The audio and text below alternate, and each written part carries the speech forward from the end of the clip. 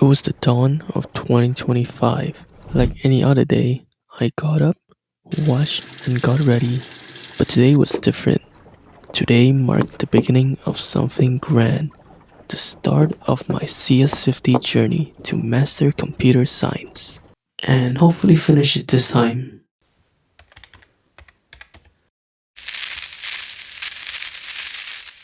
For context about what I'm doing, please watch episode 0. Thank you.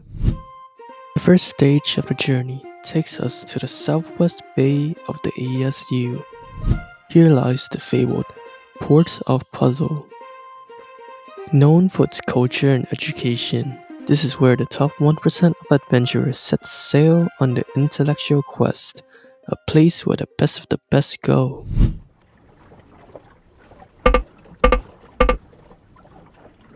So, why is nothing happening? Good question, me from the past. You see, it turns out a family member who shall remain anonymous drove under influence into the Wi-Fi system at exactly 12 a.m. on New Year's Day. Perfect timing, right? What a great start to the year.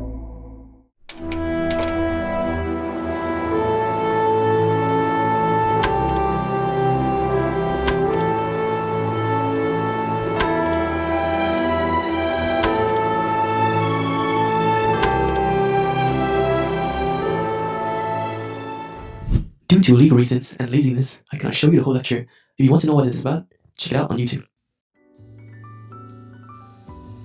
So to break it down for you in simple terms, computer science, or in this story, the ancient art of computermancy, is all about solving problems, turning inputs into outputs. Computers only speak one language, binary, basically on and offs or ones and zeros. But we as mere mortals are simply not built to understand it.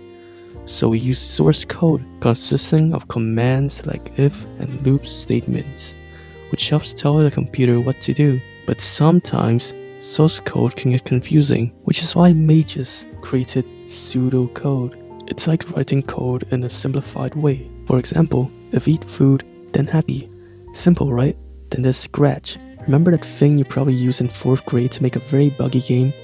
Or that's probably just me. Well, this is made by the house at MIT, next to Harvard, and lets you use puzzle pieces to code. You drag and drop them to make games, animation, and interactive tales. Its simplicity makes it a great start for beginners, which leads us to the first problem set. Alright, now that we got the appetizer of the way, it's time for the main course. Problem set 0, starting from scratch. My job is to create something decently complex in Scratch that fulfills these requirements on the screen. So first, I came up with some ideas, but to make it fun, I made it a tad bit complex. Just a tad bit though.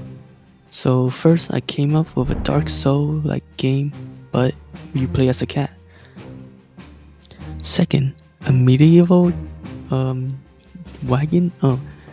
drifting game, because why not? And third, a mathematical obstacle game, which I don't remember what it was about, but it seemed very cool. In hindsight, these ideas are pretty weird, right? Anyway, there was only one idea that I could have picked. Dark Souls with Cat. Not only does it sound cool as heck, I also just really like cats. For those living under a rock, Dark Souls is a dark and gritty game where you roll around and kill enemies. And this game would just be like that, minus the difficult combat and unrelenting despair. Okay, so here's how I expanded the idea. In this game, you control a cat player who can run, roll, and jump. On the map, there are some platforms that can move around, and there's a boss battle with a dog, because of course the boss has to be a dog. This dog has several stages of attack which increases in difficulty. So the first thing I did was code the cat player. You know, the basic stuff. Left, right, movements with the arrows key. But it gotta be smooth, right? So I added some sprite change to make it look like the cat is actually walking. But there's a slight delay, which I'm too lazy to fix, so time to move on. Next, I made the player roll like in the Dark Souls game, but it looked kinda bad, so I just made it dash instead. I also made it so that you couldn't change direction while dashing. That way, you have to time it just right, exactly like the Dark Souls game, I think. If you can't tell by this point, I've never played Dark Souls before. In addition, the cat now can only jump when it's touching the ground because, physics and stuff. And with that, the player is finished. Next, I added the ground platforms, a long and green tube that glides in a particular spot. But that felt a little too basic, so I made it the platform moves in random direction, much more unpredictable. Finally, I worked on the boss. I made it follow the cat, but then I checked time. It had been 2 hours. I didn't bother making the other stages that I've planned, so I just used my favorite stage, the giant dog face. I made dog huge and placed it in the background, and changed the sprite randomly to make it look like it's animated. But how does the dog attack the player, you may ask?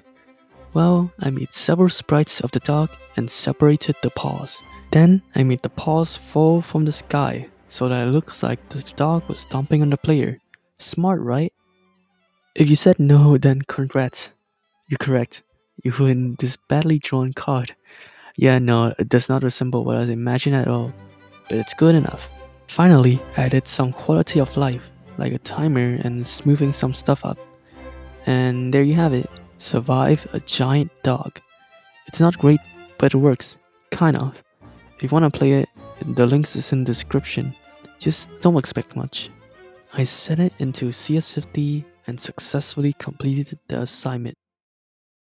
This concludes the episode. Thank you for watching this little project of mine. Also, I apologize if the art or anything is like kind of bad because I can't really do stuff that well. So now before I die of cringe and embarrassment, I'll see you next time for Mission 1, Kingdom of C.